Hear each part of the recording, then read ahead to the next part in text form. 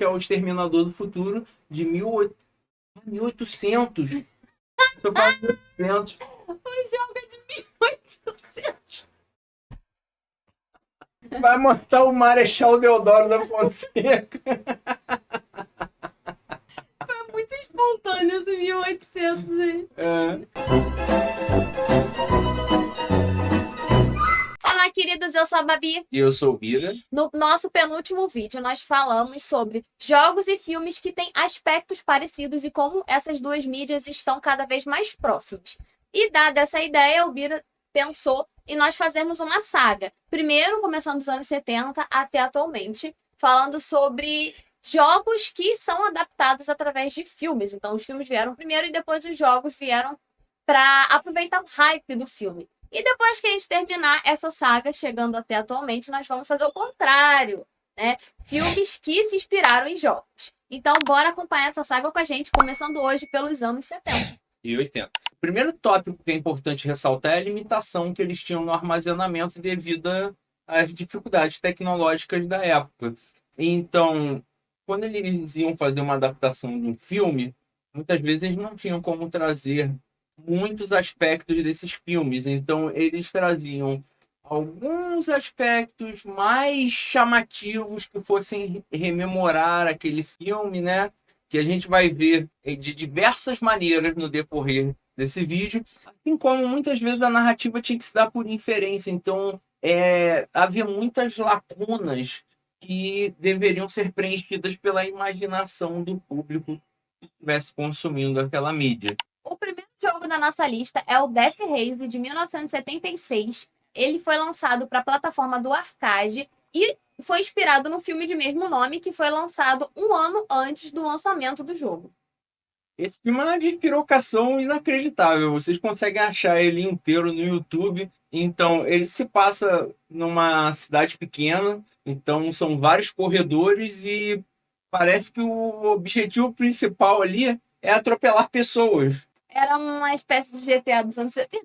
Sim, ele era uma espécie de GTA dos anos 70. E muita gente diz que ele inspirou o Carmageddon, que é um dos jogos mais controversos da época do PlayStation 1, justamente por causa da violência e o objetivo de ser justamente atropelar os transeuntes. E naquela época, obviamente, havia um puritanismo com o videogame muito maior do que há hoje, até porque as pessoas já se adaptaram, né, com os jogos e já passaram por jogos muito mais violentos, como Mortal Kombat, o próprio GTA. Então, aquele jogo arcade, ele trazia justamente essa característica do filme, que era o quê? Era só uma telinha em que passavam diversas pessoas correndo e você tinha que ir atrás delas para atropelar. Uma coisa que eu achava engraçado era justamente o gritinho que eles davam.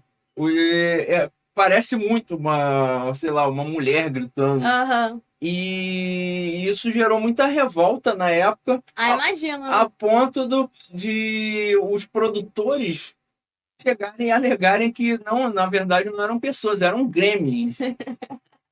Tinha que atropelar gremlin. A gremlins uma ova. Se eu ouvir o grito, você sabe que é uma pessoa gritando ali. Então, foi uma maneira que eles acharam de sair pela tangente. Isso é uma característica que a gente vê Até hoje. até hoje, né? A gente tem aí mais recentemente essa The polêmica Witcher. de The Witcher, né? Os produtores, eles tentaram burlar um pouquinho a polêmica, porque eles lançaram aí as primeiras aparências da Ciri e o pessoal ficou reclamando, falando que estava muito diferente do que eles estavam Exatamente. acostumados. E aí, parece que eles deram uma pequena modificada no rosto dela e lançaram a de que era só ângulo e iluminação. E aí, vocês que comprem aí o que os produtores estão falando. Exatamente. Muita gente ficou falando, não, porque o produtor falou tal coisa. Gente, o produtor fala muitas coisas para sair pela tangente, para fingir que não foi. Enfim. Exatamente. Eu não vou falar taxativamente, por quê? Porque foram poucas imagens, realmente é difícil você discernir se houve alguma modificação ali, mas eu não confio em produtor. Pois é. Dado o sucesso do filme do Superman de 1978, em 79 surgiu o jogo do Superman, criado para Atari, que evocou várias emoções e sensações do filme para tentar trazer o público que estava hypado lá com o filme, né, para os jogos. Limitações que tinham no videogame nos anos 70, eles tentaram trazer ao máximo, evocar sensações do filme. Então, a estrutura do jogo é bem parecida com o roteiro do filme também, porque ele tem aquela questão de você reconstruir cidades, reconstruir pontes, salvar vítimas indefesas, e ele traz também um elemento crucial do filme, que é a música, a trilha sonora, para evocar a sensação de que você também estaria participando daquele universo, assim como você participaria do filme, né? Então ele traz aquela sensação que tinha no filme também. Até pouco tempo atrás, aquela música dos filmes dos anos 70 e 80, ela era um símbolo muito grande do Superman. Uhum. Talvez esteja se perdendo para as novas gerações, Sim. mas parecia que aquilo era inerente mesmo ao herói, sendo que aquilo foi criado junto com aquele filme. Então é uma coisa relativamente moderna na história do Superman. Só que você ter um jogo que tem aquela música do filme também traz uma sensação que, né, evoca a própria imagética do filme, você se sentir no papel do Superman. Sim. No início dos anos 80, mais especificamente em 82, surgiu um filme que muita gente ama até hoje, que é ET, o Extraterrestre. E a gente sabe que esse filme foi muito hypado, teve muito sucesso. E para aproveitar esse sucesso dos filmes, os produtores tiveram a ideia de lançar um jogo também de mesmo nome e no mesmo ano. Então os produtores do jogo tiveram um grande desafio, que era produzir um jogo de ET, o Extraterrestre, em 5 semanas. É claro que isso não iria dar certo, porque eles tiveram, além do cronograma limitado, tiveram que gastar por volta de 25 milhões para adquirir os direitos do filme. Então, isso era muito dinheiro para a época, né? Se hoje já é muito dinheiro, naquela época, então era mais ainda. E se você nunca ouviu falar desse jogo, tem um motivo, tá? Não é só porque o filme é famoso que o jogo tem que ser também. Esse jogo foi um fracasso tão retumbante que ele quase faliu a Atari e criou a primeira grande crise dos jogos de videogame, a ponto de que as pessoas quase pararam de investir em jogos. E foi até o momento em que surgiu a Nintendo e que ela começou a despontar aqui no Ocidente. É importante a gente observar que o mercado de games ele ainda era muito jovem, então eles ainda estavam experimentando muita coisa. Eles não tinham noção do sucesso que pudesse ter uma adaptação. Já tinha um ou outro jogo que era adaptação e que teve algum sucesso, mas eles não sabiam até que ponto eles podiam ir nisso e até quanto eles deveriam investir. E eles não sabiam também como adaptar, né? Então era algo muito novo para época. Sim, até pela falta de espaço e ter que usar muito a criatividade para conseguir transmitir a mesma sensação de um filme dentro daqueles quadradinhos, né? Com tão poucos bits, tão poucas informações em tela. Super pixelado. Exatamente. Para a gente parece óbvio hoje em dia que não vale a pena você fazer uma adaptação de um filme, por quê? Porque geralmente esses jogos não fazem tanto sucesso. Mas na época parecia maravilhoso, porque o ET estava explodindo, era um sucesso absurdo de bilheteria. Aí o que eles pensaram? Pô, a gente vai fazer muito dinheiro também. Só que não é bem assim que funciona, os públicos não são os mesmos. Sim. E nem todo mundo tinha condição de ter videogame também, né? Então assim, foi um passo mal planejado e que viria a ser uma lição valiosa para os videogames futuros.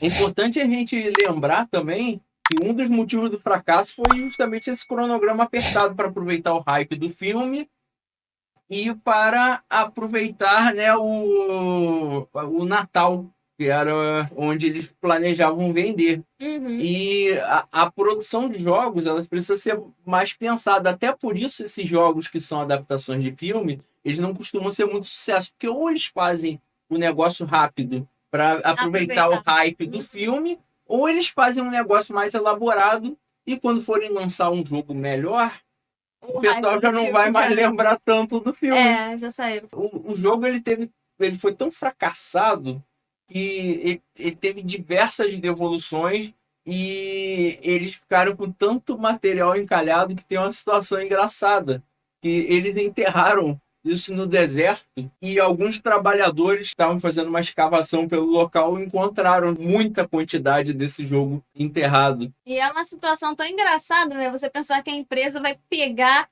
os exemplares que não foram vendidos e enterrar no deserto, se esconder, enganar que nada aconteceu. Pois é. Isso que você me falou, da Atari enterrando o jogo no deserto, enterrando a Titico, me lembrou dos gatos. Fazem cocô na areia e depois vão lá. Escondem. E agora a gente tem que falar do jogo em si, né? Por É mais que importante. dão a gente. É importante. Eu acho que no jogo a figura do personagem é até bem representada. Aquele personagemzinho meio chongo, com aquela cabecinha assim, com o pescoço que levanta. Isso, Meu tio, gosto. exatamente, isso eu acho que ficou bem representado.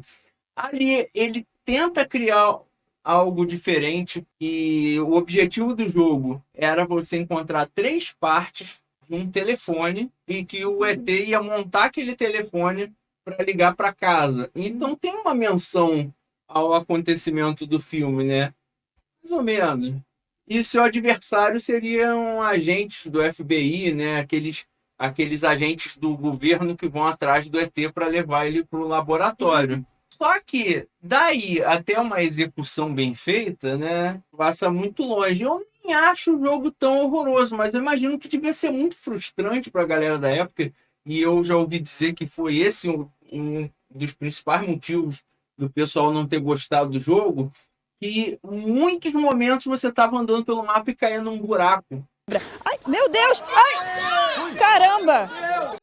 Então você passava um bom pedaço do jogo caindo nesse buraco, o ET levantando o pescoço assim, para levitar e sair daquele buraco. Nesse jogo eles fazem uso de um dos elementos que a gente mencionou no outro vídeo, que era justamente a utilização dos encartes para falar um pouco do lore, né? E de Explicar mais sobre exatamente, e explicar os objetivos dessa questão do telefone, né? Que mal ou bem é um símbolo do ET, né? Sim. Acho que todo mundo que viu esse filme lembra da cena dele passando de bicicleta, voando, né? Pela lua, e da cena do ET telefone em minha casa. ET telefone, minha casa. O nosso quarto filme é Os Caçadores da Arca Perdida, de 82, criado para Atari e que foi inspirado no filme também com o mesmo nome, Os Caçadores da Arca Perdida. E foi aproveitado também o hype do Indiana Jones e o objetivo do jogo aqui é você controlar o personagem Indiana Jones em busca da Arca da Aliança. O jogo é bastante criativo para tentar reproduzir alguns eventos do filme. Eles tentam trabalhar um pouco a coloração dos sprites, que já era uma coisa difícil na época. Colocam alguns elementos que chamam muita atenção do filme, por exemplo, a presença da cobra, que era uma das coisas que o Indiana Jones tinha medo. Então, assim, eles trazem diversos elementos que vão lembrar, remeter ao filme. remeter não só ao filme, mas às ações desenvolvidas naquele filme. E um jogo que faz isso muito bem é o Tron, do mesmo ano de 82, que foi inspirado no filme de mesmo nome, Tron. Inclusive, aqui a gente precisa fazer uma errata, né? Porque no outro vídeo a gente disse que Ao contrário. era o contrário, que o filme era inspirado no jogo. Né? Desconhecimento da nossa parte.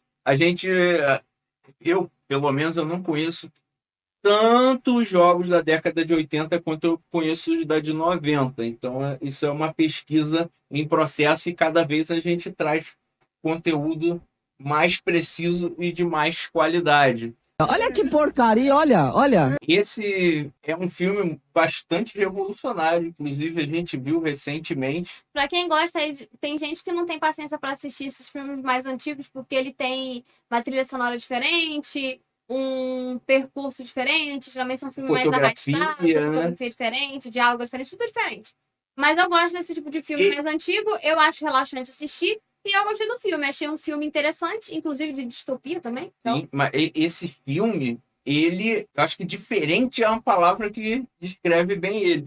E já imaginava inteligência artificial, né? Sim, vale lembrar que esse é um filme da Disney também. Então, assim, É o tipo de produção que chama a atenção É. dos produtores A produção de mais jogo. elaborada, né? Que Exatamente, com mais tinha um grande qualidade. nome por trás também. Muita gente provavelmente não conhece a Tron, porque não era um filme muito povão, né? Mas Eu acho que fora o primeiro, ele é o mais desconhecido até aqui. Mas é um filme bom e o jogo faz essa adaptação muito bem também. O Tron deve ser um desses primeiros filmes que ele tenta trazer a sensação de um jogo de videogame para as telas do cinema. Então, até nisso, ele era um filme revolucionário. Provavelmente ele foi gravado quase todo em tela verde. Fora aquelas cenas iniciais em que eles ainda estão no mundo real. Então, até aqui, eu acho que é importante a gente falar do filme, porque justamente por ser um dos mais desconhecidos e um dos que tem aspectos mais interessantes a se discutir, ele é uma representação de um jogo de videogame, mas que, na verdade, ele é um jogo que ele estava interligando diversas máquinas através de uma proto-internet. Sim. E um dos programas principais dentro daquele jogo, ele começa a corromper aquele mundo e a dominar programas que fugiam ao escopo dele. Então ele começa a falar de dominar programas do Pentágono. Então ele tinha uma distopia, ele tinha um caráter distópico dentro daquele mundo em que ele controlava todos os programas que estavam ali dentro, mas que ele queria se expandir para o mundo real. Então, é a clássica distopia que envolve inteligência artificial. Inteligência artificial. Eles já estavam trabalhando com um recurso relacionado a jogos de internet, porque por mais que eles jogassem em fliperamas, eles já estavam imaginando a internet, jogos online, queriam se interligar com vários outros lugares, pessoas. Sim, era uma né, ficção inteligência artificial. científica propriamente. Uhum. E ele traz até uma outra característica interessante, né? Que é aquela questão dos caras pesquisando a digitalização de objetos, né? Através daquele raio laser que ele desfazia um item no mundo real E levava para o mundo virtual. Uhum. E em um certo ponto, eles conseguem fazer isso com uma pessoa. Uhum. E, aliás, não é eles, assim, as pessoas. Aquele programa, ele toma conta desse mecanismo e transporta o investigador para dentro daquele mundo. Então, ele trabalha em colaboração junto com os elementos subversivos que eram programas daquele mundo. Isso é uma interação muito curiosa, porque aqueles programas tinham algumas características humanas também, né? Então, essa relação humana entre um ser humano dentro de uma máquina com programas com características humanas. Sim. Então, achei um filme bastante inteligente. E se vocês tiverem aquela boa vontade em filme, não ficarem julgando aquela representação da imaginação do mundo cibernético que eles tinham nos anos 80, com aqueles cenários todos vetorizados, sem renderização de texturas, né? Porque era tudo muito liso. Vocês vão se divertir com o filme, até porque eu acho muito bem feita a inserção de seres humanos ali. Poucas vezes a gente tem aquela impressão de que é uma coisa que está muito fora do lugar. Eu acho legal como eles encaixam o rosto humano dentro de algumas texturas que não tem muito a ver com o humano. Eu gostei muito do filme, eu acho ele muito bem produzido. E agora, para falar dos jogos, vale ressaltar que eles tiveram uma produção em paralelo de jogos para arcade e jogos para Atari. Os jogos para Atari eram muito mais simplórios, inclusive eu me surpreendi com a qualidade dos jogos do arcade daquela época. A diferença era brutal. Muito grotesco. Um dos jogos que eles mostram, ele parece até já um gráfico ali já chegando no Super Nintendo quase. Então, assim, me surpreendeu um jogo de 83 com aquele gráfico. Mas ambos têm uma coisa em comum. Os dois utilizam os diversos minigames que aparecem nos jogos. Porque dentro do filme, eles são colocados em diversas competições. Então, tem aquela competição do arremesso de disco, em que um fica tentando acertar o outro. Então, tem um jogo tanto para Atari quanto um jogo para arcade sobre isso, mas que simulam de maneiras completamente diferentes, né? O Atari é aquela visão isométrica, já o de arcade, um gráfico super bonito com a visão de trás do personagem. Uhum. Tem aquela competição do tanque de guerra, e se eu não me engano tinha pro Atari também, mas eu vi no do arcade. E um dos jogos do arcade ele representa diversos momentos do filme. Os momentos de tiro, a parte em que ele está confrontando o computador principal, principalmente aquela competição de bikes. Eu acho muito interessante como é que ela funciona no filme, né? Que são pessoas correndo de bike uma do lado da outra e fica aquele rastro assim com aquela estética, com aquelas cores super interessantes, né? Aham. Que remetem ao neon. Tudo naquela época tinha neon. Sim, Tudo. tudo era a noção de tecnologia dele, né? Uma cidade tecnológica na cidade cheia de neon. E hoje em dia é LED. Exatamente, mas com aquelas cores azuis, vermelhas, né? Sempre essas umas tonalidades parecidas, criando aquela atmosfera oitentista, né? Sim. E mais com aquela ideia tecnológica dos anos 80. É. É muito legal. E esse jogo, ele era uma espécie de jogo da cobrinha, em que você não podia bater no próprio rastro. Aham. E também não podia bater um no outro. Então era uma competição como se fossem duas cobrinhas correndo na mesma tela e você não podia passar no próprio rastro. Adorava o jogo da cobrinha que jogava no celular Nokia tijolo.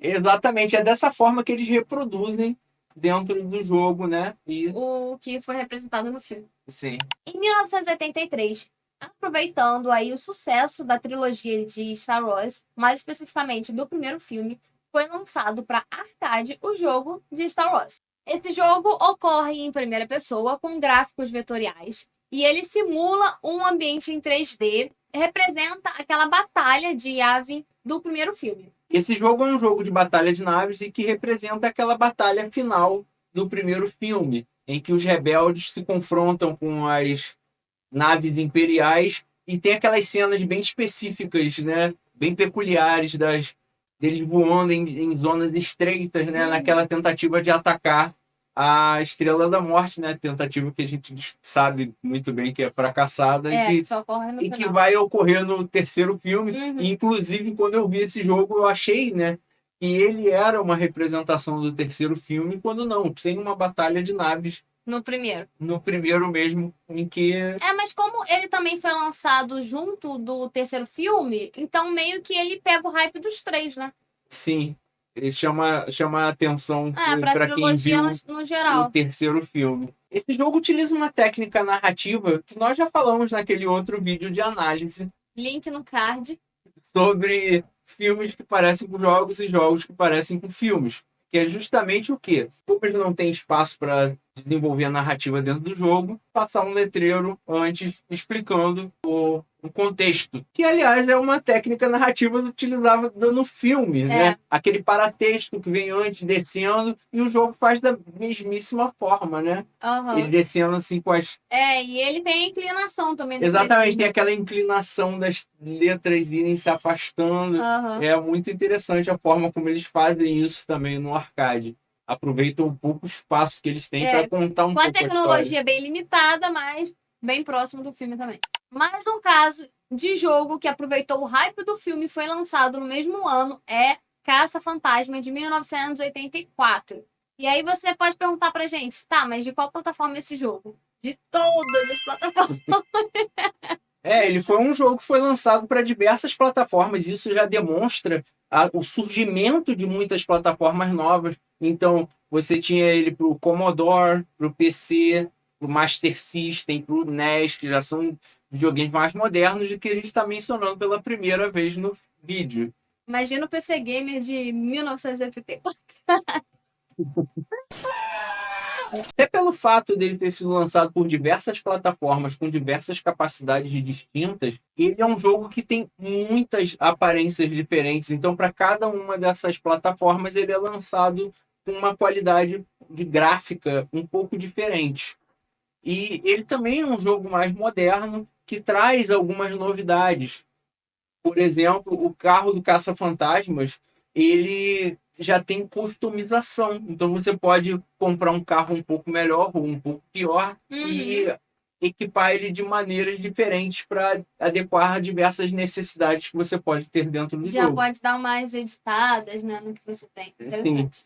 Até pelo aumento da capacidade gráfica dos consoles, ele no jogo ele consegue reproduzir bem aquela cidade que a gente viu no filme e diversos eventos que acontecem no filme, como o momento mais icônico, que é a invasão daquele homem Marshmallow que a gente vê no clímax do filme. Ah, é muito legal. Eu achei bonitinho no jogo.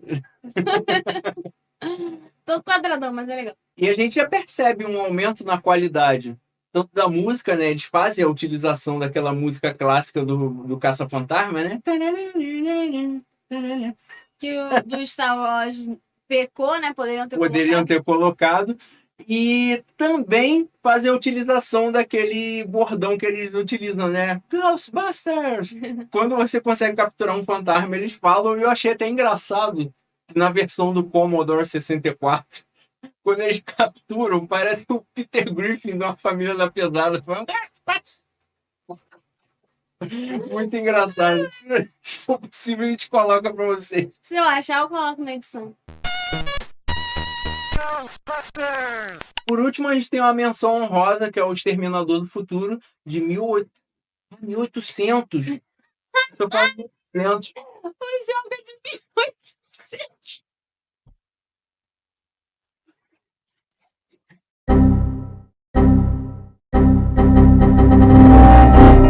Por último, uma menção honrosa, que é o Exterminador do Futuro, que seria lançado em 1989, mas ele foi cancelado, e isso já demonstra aquele problema do ET.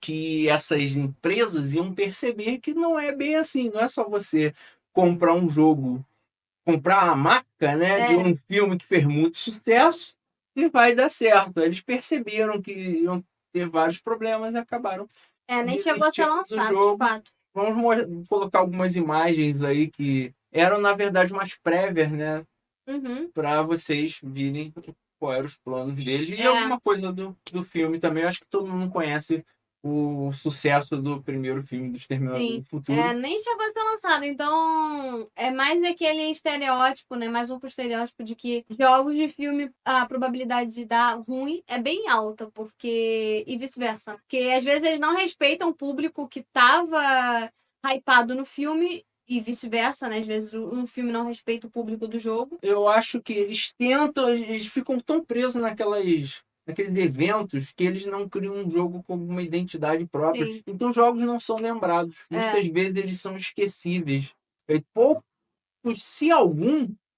Poucos jogos desses são realmente, né, jogos de muito sucesso. Sim, verdade. E é isso, gente. Nós vamos ficando por aqui no vídeo de hoje. Não esquece de deixar seu like se você gostou.